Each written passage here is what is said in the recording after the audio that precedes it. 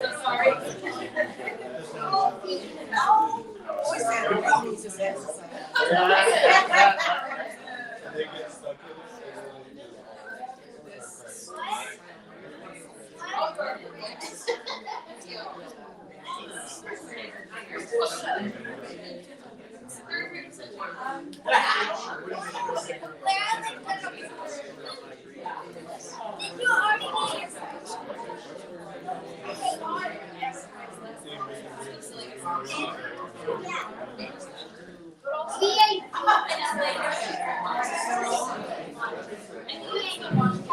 Hey, people. Welcome. Welcome. Listen, have you signed up to tell a story today? It is not too late. I'd like to welcome you on behalf of Storytelling Arts of Indiana and Freetown Village, because tonight is Story Slam time. My name is Celestine Bloomfield. I'm your hostess today. Listen, we are sponsored by Maestro Organizing and WFYI. Now, there are certain rules I expect you to follow. It should be true. It should be 5 minutes or less.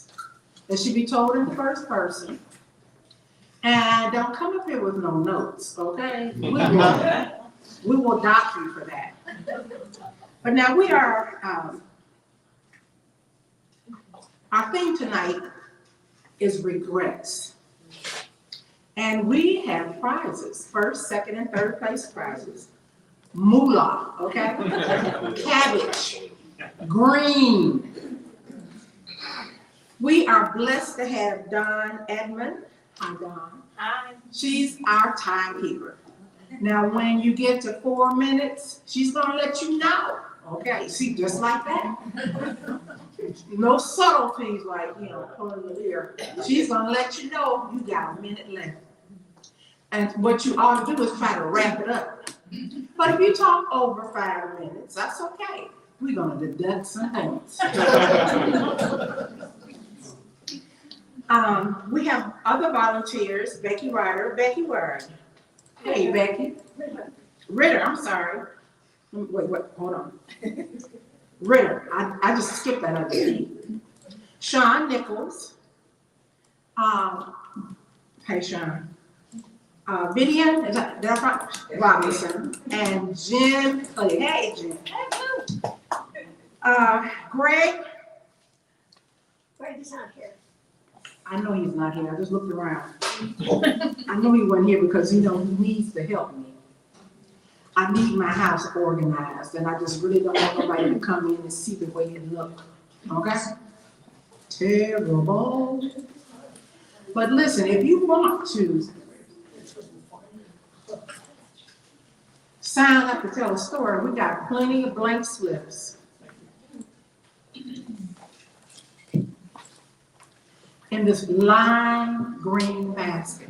Lovely lime green basket. And it's kind of light right now.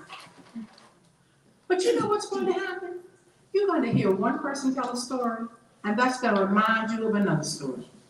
And while they're talking, you're going to think, oh, I could tell them this. And you're going to get up.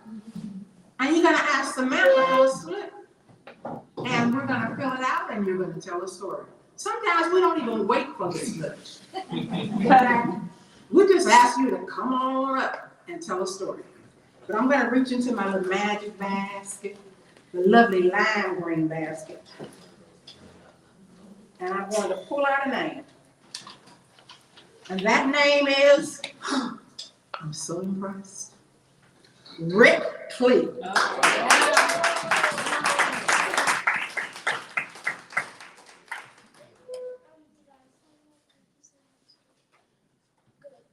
Thank you, Celestine.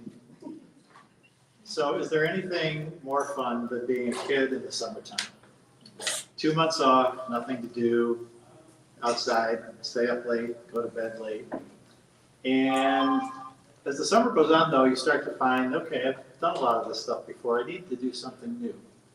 And so it was back in the 1960s. I was the oldest of 5 children. We were all kind of stair-steps. This summer I was 12, my sister 11, another one 10. Then the little guys were 8 and 6. And, we've done a lot. We were a close-knit family. The kid and my mom, when she had 5 babies at 60 months, that someday she was going to learn where these babies came from. But, so we had a good time, but we decided we're going to do something different this summer day. And what we decided we were going to do is lower one of us out a 7-story window all the way down to the grave. So we took our sheets and our bedspreads and tied them together. So we had a nice rope to lower the person down on. And both the little boys decided they were too scared to do that. But my sister right behind me, 11 years old, Mary Beth, was very brave or very stupid. And she volunteered to be the one. So we took all the precautions. First of all, she filled out her last will and testament, possessions, just in case something happened. And then just to make sure everything went fine, we sent the little boys down with a blanket to hold underneath in case something went wrong. But what could go wrong? So, we're going along, and Mary Beth sat in the window ledge, and Eileen and I made sure that the bedspreads and sheets and stuff that were tied together were good and tight. And then we were ready to move forward. And she goes and turns around, and she's holding on to just the rope to lower her down. And Eileen and I got a look on her face knowing she was way heavier than we thought she was. And so she begins to descend, and we can't hold anymore because it's burning our hands to flip the rope through the earth. And so she falls straight down. And the boys who are holding the blanket see this body hurtling towards them, and they drop the blanket and run as fast as they can. Thankfully, Mary Beth lands in the flower bed and has nothing more than a sore bottom, although we learned all the different things that could have happened in the hours that followed. Now, we thought we had gotten away with something. It's the middle of the week, and Dad was at work, and Mom hadn't seen what we were doing all day. And we thought, okay, side yard, nobody saw us. Well, one problem, Doug, the 6-year-old, had a girlfriend, Susie Murphy. Susie went home, and she thought that'd be an interesting thing to tell her mom. And Aileen Murphy thought it'd be an interesting thing to tell our mom. And so our mom came around, and Mary Beth all of a sudden was not the only one who had sore bottoms. And we all ended up getting a very heated communication about safety after that. But we were really lucky that day. And so what I was saying to my granddaughter the other night was my regret was that we ended up getting caught that way. And she said, shouldn't your regret have been that Mary Beth could have gotten hurt? So that's my story.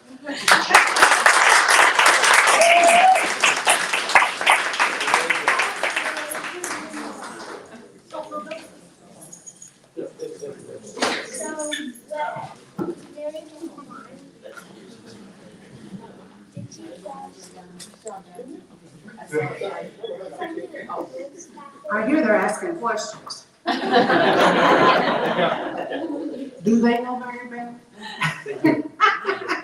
You're still alive. Listen, I want you to know that Freetown Village will be at Spark Fest on the Circle on October 28th from 12 to 12:45 p.m. If you want to know more about the Spark Fest and their presentation, visit freetownvillage.org. Okay? Listen, I know that this reminded you of another story, didn't it?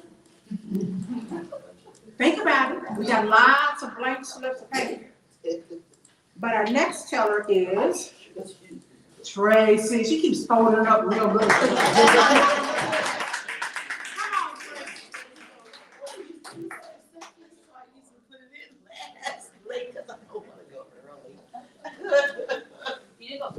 How do you go first?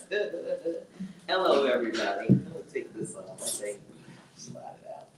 Okay, regrets. I have many, like everybody probably does, but I'm not going to share all my regrets because they're not worth sharing to the general population. Okay, I'm a movie person. Love movies, love movies. My family would call me and say, have you seen this? Have you seen that? Because I always know the movies. My favorite thing was to go to the movies. Now, living in New York for most of my life, and trying to go to the movies is a great task. First of all, you have to find a place to park if you're not riding the train. And this was a while ago when the movie came out, Dances with Wolves. Oh my goodness, I had to see this movie in the movie theater, Kevin Costner. Oh, I had to see it. Well, my husband and I, on one of the coldest nights in the winter, decided we were gonna go without our children. And we went. And lo and behold, when we get there, we see a parking space. Oh, this is just too good to be true. We have a parking space, a good space. Oh, let's take it and go to the movies. And we did. Now this movie is like 3 hours long. And we go and we enjoy it and we're talking about it. And when we leave out of there, we're talking about this movie. And we come out and we're looking and there's no car. Well, where's the car? We parked right there. Why is our car not there? There are a million signs up on the pole. You can't decipher what it's talking about. Don't park between this time and that time and this time and this time and that time and this time. Well, we found out we parked in front of a church. And you cannot park in front of churches in New York City. So it's freezing. Where's our car? How are we gonna find our car? We don't know where our car is. Our car has never been towed before. And they don't play around in New York. They will tow your car in a heartbeat. Sometimes I think they're just sitting back waiting for you to park in the spot you're not supposed to be parked in so that they can tow your car. Well, we found out we had to go to the West Side Highway, and it's cold. And when I say cold, it's cold. And the West Side Highway sits on the East River. So we're trudging through the cold.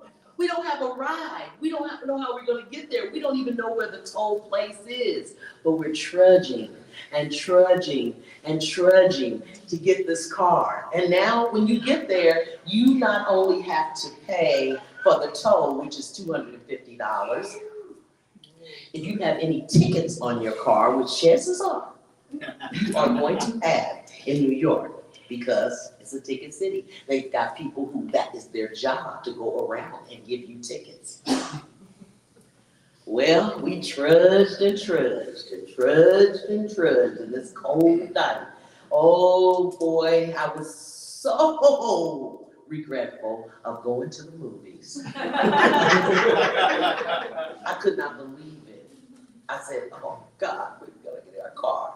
We got there finally after we found this place, which was horrible. I mean, just horrible to get to.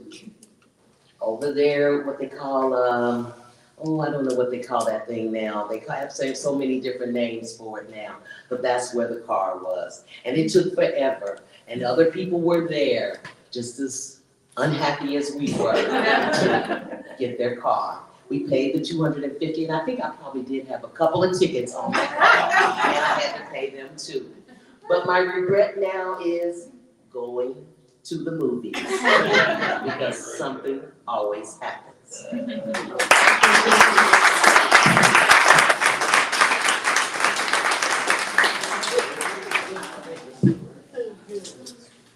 But that's okay.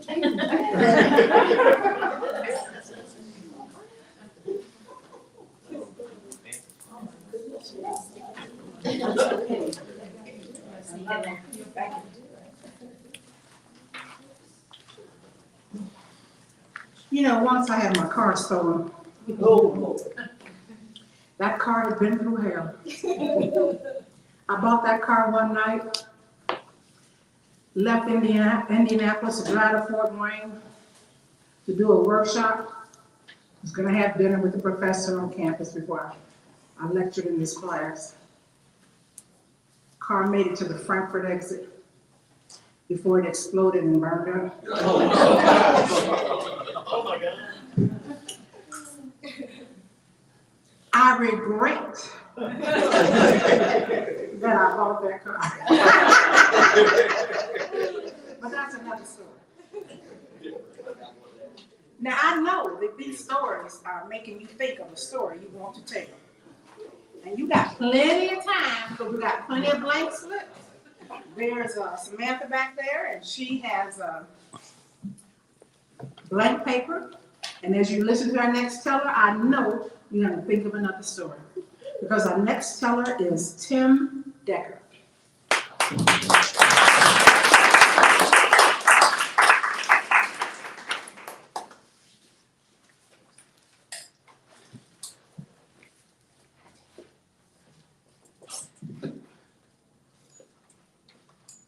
Well, it's 1965. I'm 16 years old, and I'm on a bus heading from the Temple of Poseidon back to Athens, Greece, about a 2.5-hour bus ride. On the bus, I'm starting to get very, very queasy, and I know I can't make it back to Athens. So I try to squeeze my cheeks as much as I can. And I'm sitting there, and I know I've got to do something. So I rush up to the front of the bus. I talk to the tour guide, and I say, I'm going to be sick, indicating that I'm going to throw up and not the other one. She said, she talked to the bus driver. He says, okay, there's a Wayside Inn right up ahead. We'll stop. We stop at the Wayside Inn. I jump off the bus. I go inside. There are 2 young girls there who speak no English, very little. I speak no Greek. So I made a motion. I said, I have to go to the restroom. Restroom, please go. Just like that, they make a motion like that. I said, no, bathroom. And they go, oh, make a motion. I said, no. And then I finally remembered, water closet. WC. Oh, okay. So they point me outside, say, go down this path. I get down there, there's a little blue building. I walk in, sign WC, I walk in, I look around, no toilet. There's 2 footprints and a hole in the floor. So I get my shorts off, get into the footprints, get in position. I'm just ready to do my duty, and I hear sounds coming from an open window over here. And I look, and there are about 10 people playing music, having a party and a barbecue. And one of them looks at me as our eyes meet and waves. And you know what happened? I froze. There was no way anything was going to happen. So I get my shorts up, I rush back to the bus, sit down, squeeze my cheeks even tighter, hoping that I can make it the hour back to Athens on the bus. And I know the only chance I've got is when I recognize a landmark that I can jump off the bus and run before they drop me off at the hotel, because it's going to be a long trip around Athens. So we get into town. I see a hotel that's familiar. I jump off the bus. I go running down around the side of the building. I go around to the front, and there I'm in the middle of a gigantic riot. There are political placards all over. The police are coming. They're going bananas, arresting people here and there. And I say, if they can catch me, they can arrest me. I took off. I said, I've got 2 blocks to go, and then I get down there. Of course, you don't have a key. You have to ask for the key. I get the key from the hotel. I rush up to my room, throw my shorts off, get on the toilet. I sit down, and just what a feeling of relief. So I do my duty. I go back. I sit on the bed. just say, oh, thank God I made it, and promptly shit on the bed. And that's why I regret eating the peach at the Temple of Neptune. They warned me about the water, but not about the peaches.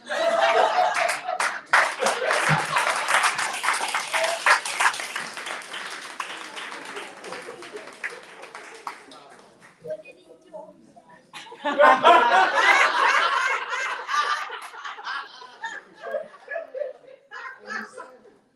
Listen, you can't repeat none of that. What did he say? We have children. Have little ears, but they know better. Colby. See. Okay, they'll be all right. That was hilarious. I'm scared to eat a peach now. Listen, did you know that Storytelling Arts of Indiana is presenting spine-tingling tales and tunes on October 29th and 30th at the Phoenix Theater and Cultural Center. Now, if you want to know more about it, like the price of the tickets or whatever, visit storytellingarts.org, okay? Now, I know that sparked somebody's memory, that they now have a story about regret. Now, if you have this story, don't be shy. We got blank forms. Samantha will give you one, you can fill it out, and it'll be your turn to come on down and tell a story. But right now, Dawn Lester is going to tell a tale.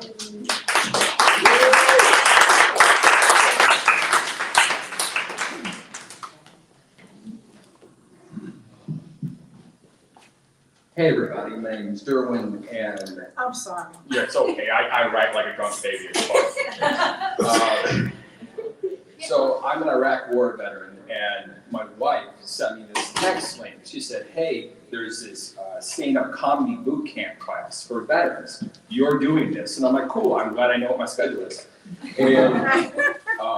And so I took this class, and I wrote this set. And it was all about how like Captain Kirk was secretly gay and how going to Super Mario Brothers was like Iraq. And it was very esoteric and weird and fun.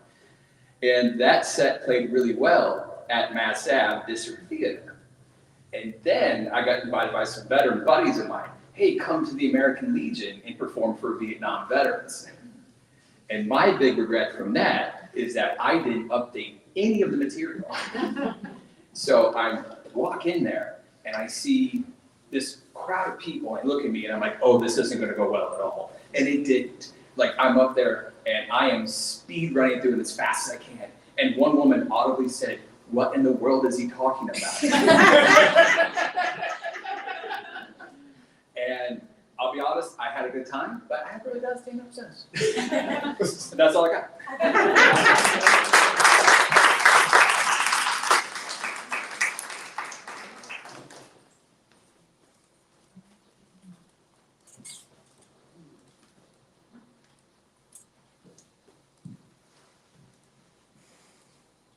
You are brave souls who comment.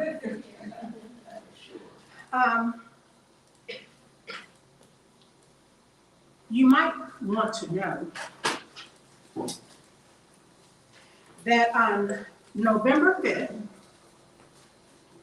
at 4 p.m., our Frank Fazil Emerging Stories Fellowship was given to Manon Voice, and she will be premiering A Forerunner of Freedom about Indianapolis Bethel AME, the history told through story, song, and dance. It's at the Eugene and Maryland Glick Indiana History Center, and you might want to put that on the calendar, November 5th, 4 p.m. All right, I hope you're able to attend.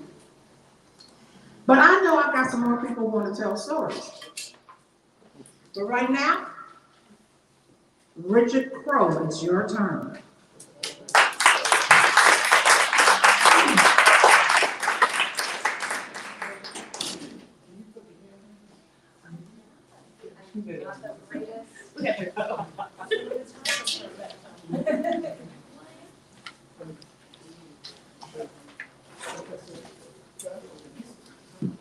Oh.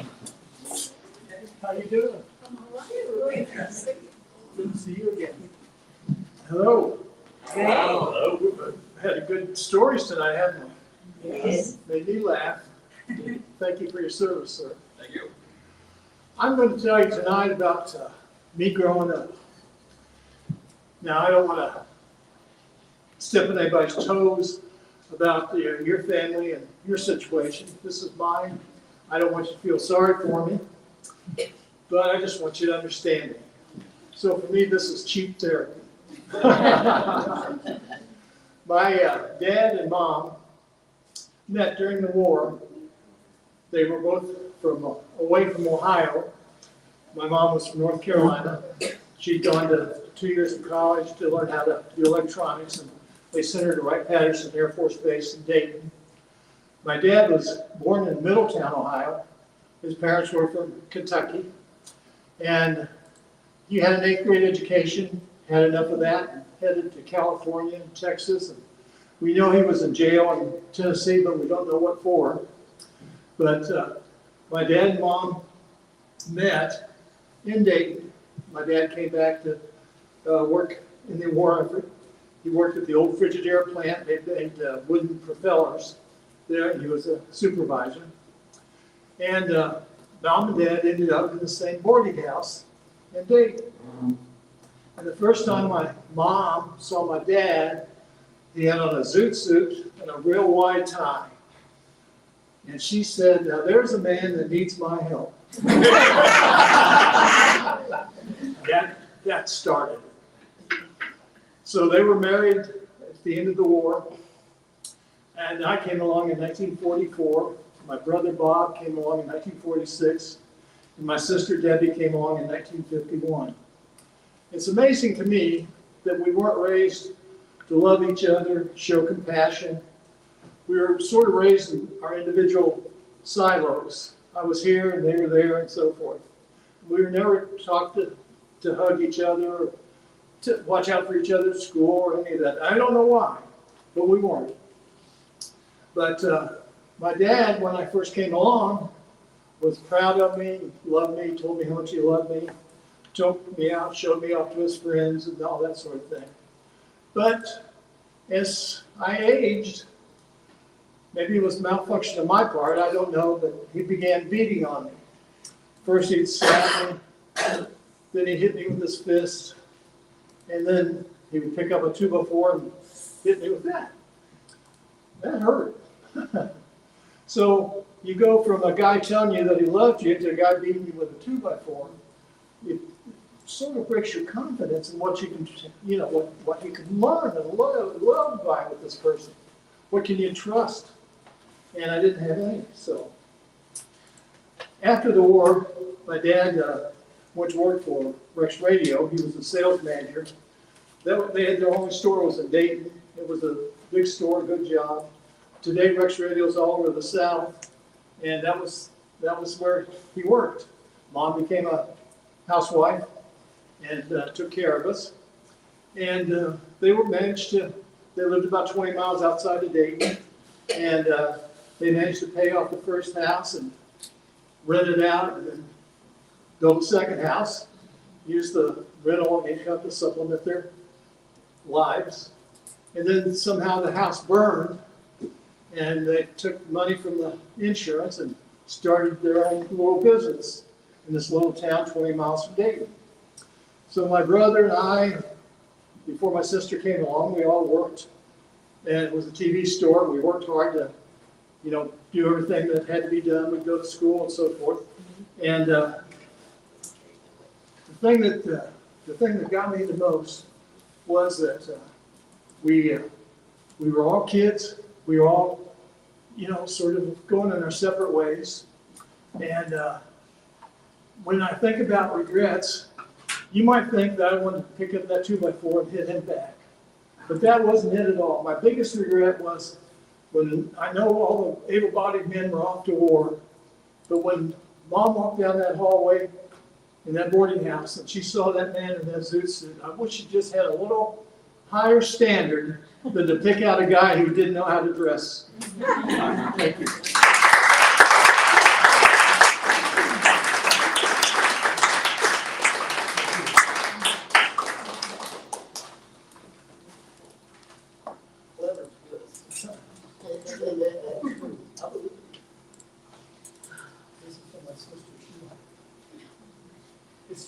That was hilarious. I started laughing at zoot suit and I never heard another word.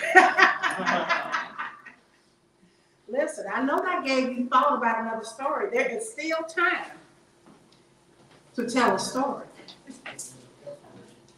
Got it? Thinking about it? Fill out that blank form. We got plenty of time.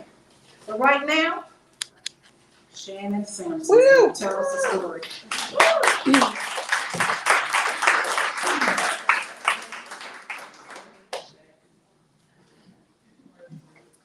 So, you know, the saying is hindsight is 20/20. I think that that is inaccurate because 20/20 is perfect vision, but hindsight is you looking back, now having more information and having the answers. But I think there's also a lot of room for fantasy. Let me explain. So, when I was a young woman and I got out of college, I had a journalism degree and I applied everywhere. And then I finally got on as a tape editor at the NBC affiliate in Evansville, Indiana. And I was working in TV news. Hair flip. Like I thought I was big time. I was sitting in this dark edit bay and it was only part-time. I still had to wait tables, okay? So, but this to me was a big deal. So I moved 5 hours away from home to go to Evansville, Indiana. Lackluster indeed. But in the meantime, I had also applied to be a producer on the Jenny Jones show, which was a talk show back in the day. And they called me and offered me the job while I'm this tape editor. And then it was just like this dilemma. Do I move to Chicago or do I stay here in Podunk, Evansville doing this TV news? And I couldn't decide and it just racked my brain. I was listening to their offer and it was like the mid-90s. And I remember the woman on the phone telling me that, we'll offer you like $23,000, I think was the offer. And that's for only 9 months of work. And then when we wrap for the season, all of our employees collect unemployment. And this was some sort of selling point for her. I was like, well, that doesn't sound like a very good deal. So I really struggled and I went up there for the interview. And I did the interview and it went well, but the NBC bureau was on the same floor of the NBC tower. And I walked past there and I stopped and I knocked on the door and they let me in. And I just told them that I worked for the NBC affiliate, we're NBC friends, right? And they're like, all right, weird girl, come in for 5 minutes. And so I went in there and I talked to them and I was I'm really struggling and with this decision and blah, blah, blah. And they're like, I'm looking around and there was Rob Stafford sitting there and he's a big time dude. I knew all the players. And they're Ann Thompson, who's the bureau chief. She sits there, but she's on assignment right now. And I just almost wanted to go over there and sniff her chair. I was not much of a fan. So I think in my heart, it told me what I really, really wanted to stay in TV news. Now fast forward, 20 years, I did not take the Jenny Jones job because I didn't think they were going to pay me enough. And I ended up working in TV, but it didn't go very well. And I ended up being very bitter and hating the business. I felt it was very sexist and, being in TV, news, any kind of journalism, especially nowadays, you get a lot of doors slammed in your face and it's just a really, really hard career. And I ended up getting downsized. That's another thing. They didn't even want me. They eliminated my position in 2015. So that really got me out of the business at the time. So I think about all of it now and I look back and with all this knowledge and hindsight, I'm like, you should have taken that Jenny Jones job. Because I have this fantasy that I would have been working there, but then I would have gotten involved with Second City. And I would have been because later on in life, I got involved with stand-up and sketch and comedy and improv. Now, mind you, I didn't know any of this in my 20s, but now that I have all the information, I'm like, you certainly would have found your way to Second City, and you would have met Tina Fey and Amy Poehler, and you would have been on stage with them, and now you'd be on Saturday Night Live, and you missed your chance, and you should have taken that job, and it all would have worked out. Why didn't you? And I like feel so bad that I didn't. And I was telling my friend this, who works at Comedy Sports, and he's this older gay gentleman. And I was telling him all this, and like, if I just would have taken that Jenny Jones job, I would have been in Chicago. And I just took the wrong path. And he goes, I struggle with that too. He said, I should have gone to New York, I tell myself. And maybe I'd be somewhere else by now. But then he said something I'll never forget. He said, I could have gone to New York, and I could have gotten AIDS. It was the 80s, and you know, that certainly could have happened to him. So I think about that all the time. What I have in my mind is the fantasy, but it might not have worked out like that at all. So hindsight is not 20/20. It's just something you do to just like torture yourself. Thank you.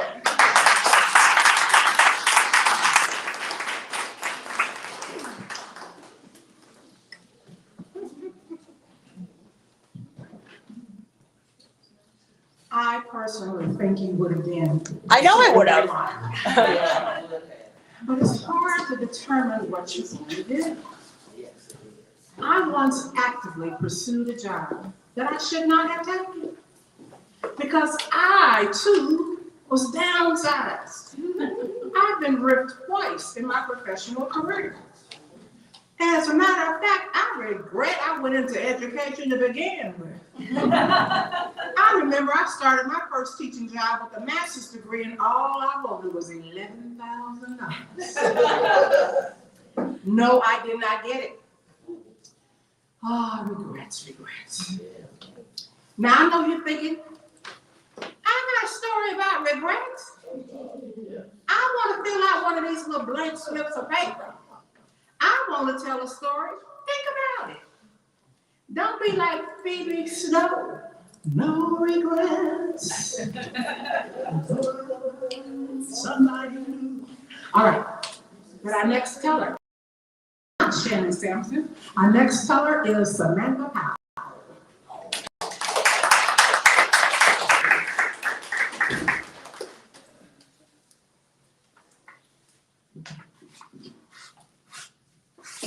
Fresh out of college, there were only two things I ran: 5Ks in my mouth. So when a friend and my now husband and I quite literally stumbled upon a half marathon on Fort Bend around those days after a fun night out, I looked over at the finish line and I saw all the successful people crossing it, and I said to my friend, I want to do that. And he said, you know that's 13 miles, right? So of course, overambitious me decides that in a month, I'm gonna be ready for a half marathon. So I show up the morning of the monumental half marathon downtown, and I am ready to go. And I start making my way, and the first few miles, as expected, aren't too bad. I'm like, told him I could do this, gonna show him. And as the miles went on, I started to slow down a little bit. And at one point, I remember the middle line of the road became blurry, and where there were people running and where there were cars driving just all kind of seemed the same. So when I turned the corner on Meridian Street off of Fall Creek, I had never been so excited to see downtown, except for now when I work for Storytelling Arts and we have events. But I was so excited to get downtown. I knew that finish line was down there. And I'm just doing whatever I can to get there. And a colleague just happened to be running alongside me. And she's cheering me on. And that was really helpful for two reasons. One, because it's encouraging for someone to tell you can do it and to believe in yourself. And two, because I didn't want to die next to a coworker while running this race. So as I'm going, I swear that Meridian Street was just growing. As I take a step, it's growing, foot by foot, and the Monument Circle is just looking further and further away. Eventually, I get to a corner, and I say to the guy, "Am I almost there?" And he said, yes, you're almost there. I said, are you lying to me? He said, no, I am not lying to you. I can tell you, as soon as you cross this corner, you're gonna see the finish line, you're almost there. I said, okay. So I do cross the finish line, barely, and before I hurl the massive amounts of chicken Alfredo that I was told was going to help me in this race, I lean over the fence to talk to my husband. I said, I am never, ever doing that again. And before he can say anything, this lady next to me laughs and she says, yeah, I said that too. That was 20 half marathons ago. So on the one hand, do I regret running a very, very poorly trained half marathon for the first time? Yeah, but I don't regret the 9 I've trained for and done since.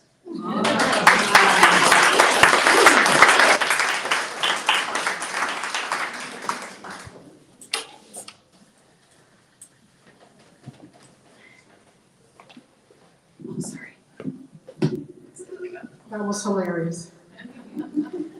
I had said to my friend who lives in Chicago, just finished Chicago 5K. And I had other friends who were there running the marathon. And she does the Shamrock Shuffle. And I said, you know, I am going to walk. I didn't say nothing about running. The Shamrock Shuffle. And I think it's March. I don't know what that is. And I'm gonna get trained and I'm gonna do this. I'm doing good to walk from that bunker over to this microphone. But it's still in my, if I gotta take my walk off, so be it, okay? Now I know there's somebody else out in this audience who wants to tell a story. Bring it on up. Just bring it on up and you can stay up here with me. Because we got to tell. Just have us back, boys and girls. Welcome, Savannah. No, Sarah? Yes. Y'all right, okay? Sarah, I can't pronounce your last name, Kunstman? Yeah. Thank you, come on up. Hello. So this is a little bit of a silly story, very much inspired by the lovely bus adventure that we heard earlier. So in my group of friends from college, I'm well known as someone who throws up very easily. I've just gotten to the point where if I'm drinking, I'm simply not going to do shots because that will be on the floor instantaneously. This particular night, I was with this group of friends at a holiday party right before our winter break that my friend had single-handedly putting together a fantastic meal for probably 10 people with asparagus and scalloped potatoes, and the sort of highlight of this whole meal was this ham that had been slow cooked for 8 hours throughout that whole day. And we were eating, we were drinking, we were laughing, we were so full, I was never gonna eat again. And one of the ingredients in this ham that was slow cooked for so long was grape juice. Made it very delicious and sweet. And my thought was, what are we gonna do with the rest of this grape juice? So I mixed it with vodka and was drinking it. Don't do that. That's the main part that I regret. That was a terrible drink. If you're trying to get a little experimental with cocktails, don't make basically homemade cough syrup. It was pretty terrible, but not so terrible that I was gonna just dump it out. So I continued drinking it, and I had a little bit left in my glass. And as I was drinking it, I was continually complaining about how terrible it was. But at this point, I was in too deep. I wasn't gonna just throw it away. When I got close to the end, someone was like, just chug the rest of it, finish it fast. And I was like, yeah, that way I can have a drink that actually tastes good. So I drank the rest of it very fast, and as I tend to do, I threw it up immediately, except I was sitting on the couch. So I threw up all over myself and the couch that I was sitting on. Just absolutely a mess, absolutely humiliating. So went to the bathroom, continued throwing up. It came out my nose, it was all over me. It was a bad time. After I had finished in there, I got some cleaning supplies and cleaned that up because I was not going to let anyone else do that for me. Took a shower in the shower that the host was very kind to offer for me, changed into some sweatpants and a t-shirt that he was also kind enough to offer to me. And then, I kept like blowing my nose, trying to clear everything out, because it had come up my nose. And about half an hour after this incident, I blew my nose again, and out came a piece of ham about half the length of my pinky finger. And the whole time, I could feel that it was up there. I didn't think it would be anything like that. And now the kicker of this story is everyone else who's drinking at this party was either someone who lived in that apartment, someone who lived in the same apartment complex, or was dating someone who lived in that apartment, so was planning to stay in their room. I was the only one who lived in a different place. And guess where I was staying? That couch that I was sitting on. So that was a great time all around. And I deeply regret trying to be innovative with my drink choices and drink use.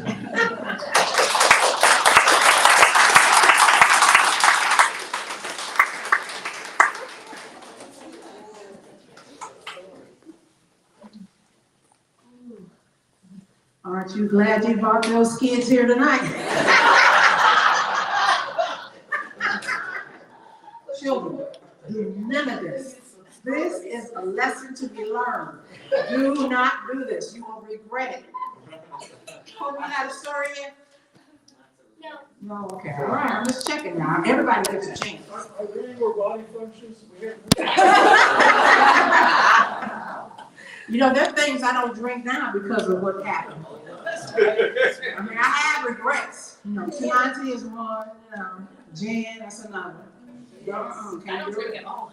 No more. That's the best thing. No alcohol. Anybody else got a story to tell? Oh, I'll do one real quick. Okay, Donna Jones, come on down.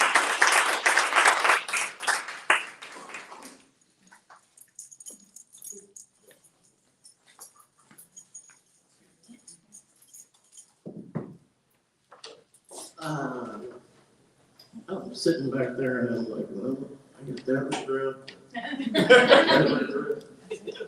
Yeah, man, a lot of regrets. But, I'm old. I've been on deployment for damn near 70 years. That I don't regret. Right? So I think the regret that I'm going to talk about, when I was 19, I was 19 years old. And I met this guy. And his name is Michael. There's something about that name to this day, just the name, makes me want to turn around and run.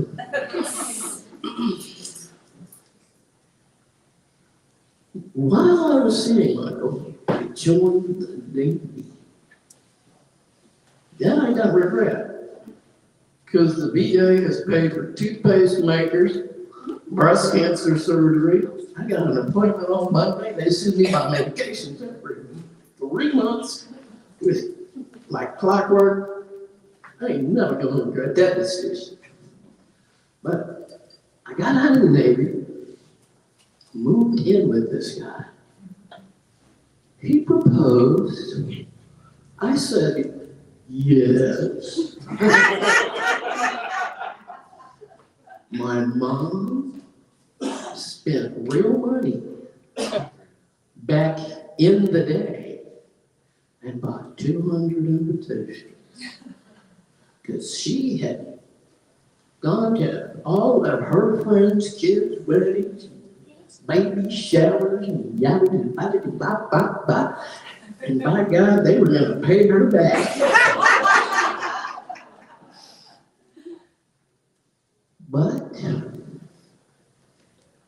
One night, I woke up in a cold sweat, sat bolt upright in bed and said, oh my God, what the am I thinking about doing? I ain't getting married to this woman. I don't even like her that much.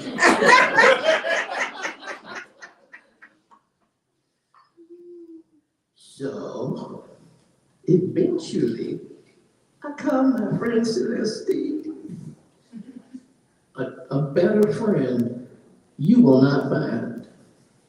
Because I was making my decision to make that move that night. She came and picked that boy up and kept him out the apartment for 3 hours.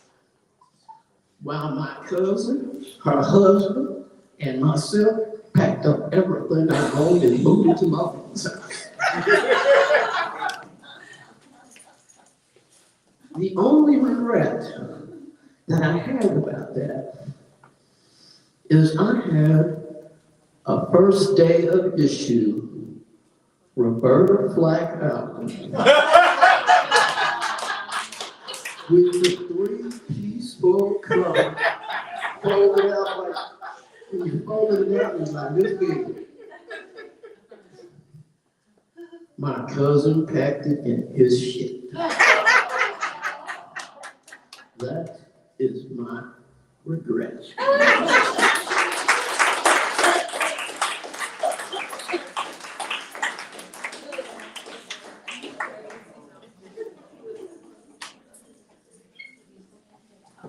Ooh, some of these things I forgot. Ooh, I was afraid. Language, children, language, use none of it, okay? All right. Listen, that was hilarious to me. And I was there when it happened.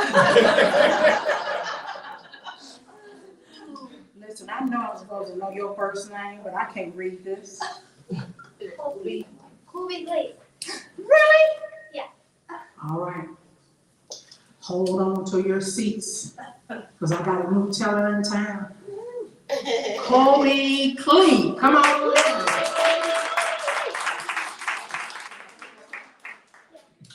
Hi. Hi. Good job. So this is back when I was 5 years old. So one time it was a dinner night.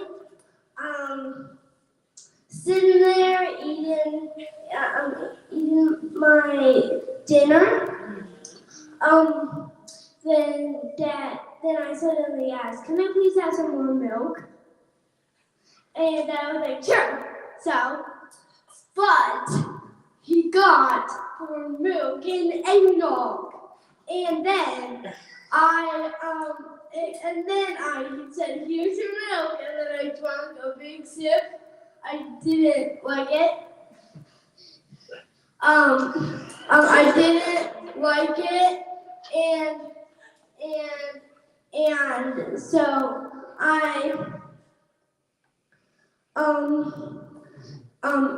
didn't like it. So I asked,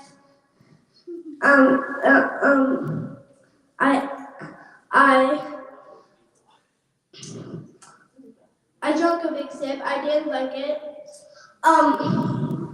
And that's my story. The regret was that the eggnog, because it was not good, and that's why my dad is very funny.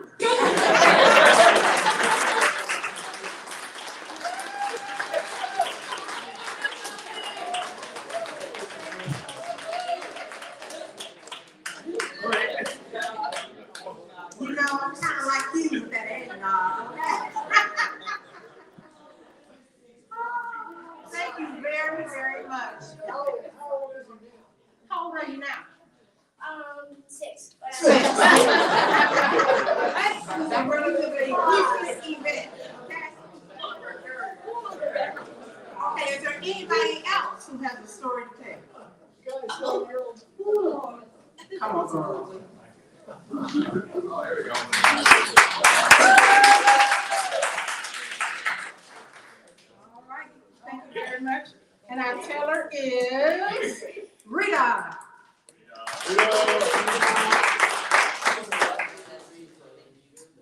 Hi there. I, I just made this up.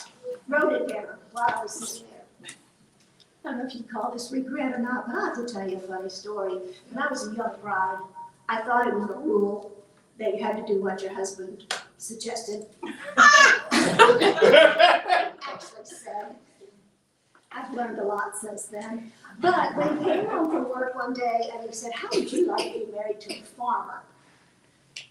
I mistakenly thought he had a sense of humor, and I said, "Well, did you have someone in mind?"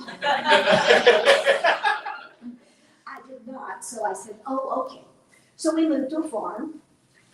That was not what I had in mind, rule setting and, all that sort of thing. But we decided that we were going to raise pigs. Now, if you know anything about pigs, you know the best thing about a pig is probably bacon, chops, probably not ham for this young lady, but those are some of the best things about pigs. This was called a farrow to finish project, which means that you breed the pigs, you raise the pigs, you take the pigs to market on a truck. And all this time, the pigs have never seen daylight. So, right. So part of the job of a pig farmer, and my son's sitting right here and he's going, "Oh, don't tell me about that, I remember it too well." Part of the job of a pig farmer is to make sure that those pigs, when they get to the proper weight, get onto the truck to go to market. This is 6 months later after they're born. Well, there's this barn, it's a long barn, it has a path down the middle, and there's stalls on each side. The way you get those pigs, because they are stupid, the way you get those pigs from the inside of the barn to the truck is there's this board that goes across the path of that barn, and you put it behind the pig, and you just scoot the pig along, right? And the pig's supposed to go right up the chute into the truck to the marketplace. But this one particular pig decided that he didn't want to go to market that day. That little piggy did not want to go to market. So I'm not real tall, but I had this board and I'm in control and I'm scooting that pig along, All of a sudden he decided he wanted to go back in the barn. He made a 180, knocked that board this way, and here a pig in me, and suddenly I am riding backwards on this pig back down the walkway. And that's not the direction we were supposed to go, but I gotta tell you, that gives a whole new slant. A whole new slant to living high on the hog.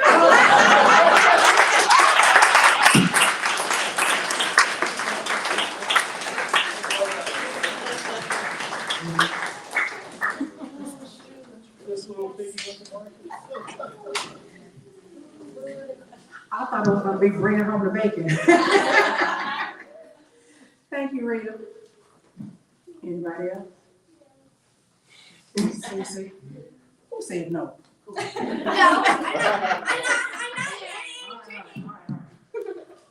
Listen, our next story slam is, I don't know, I'll tell you, it is, November, No, maybe I'm wrong. I got it right here. November 15th, and the topic is companion. or companionship. companions or companionship. And it's at MOTW Coffee and Pastries at 4873 West 38th Street. okay. Thank you. What was the date again, please? November 15th.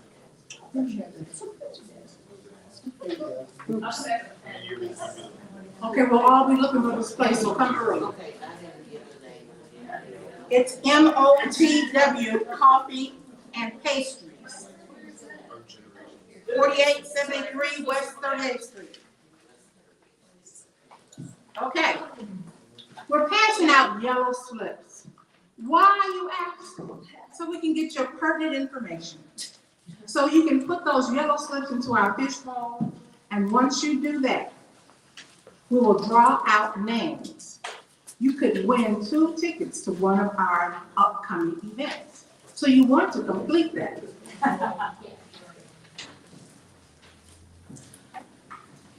Don't forget the Freetown Village Singers will be at Spark Fest on the Circle, October 28th, from 12 to 12:45. There's gonna be a lot of gagging and bed. And Storytelling Arts of Indiana helped present spine-tingling tales and tunes on October 29th and 30th at the Phoenix Theater and Cultural Center. Anytime you want to know more about these organizations, go to storytellingarts.org or to freetownvillage.org. You sure nobody has another story to tell? Our judges are tallying up. I don't have any regrets today. I regret it's going to get cold and it's going to snow. Maybe. We will like to take pictures of our winners at the end. Our third place winner is Samantha Powell. Congratulations.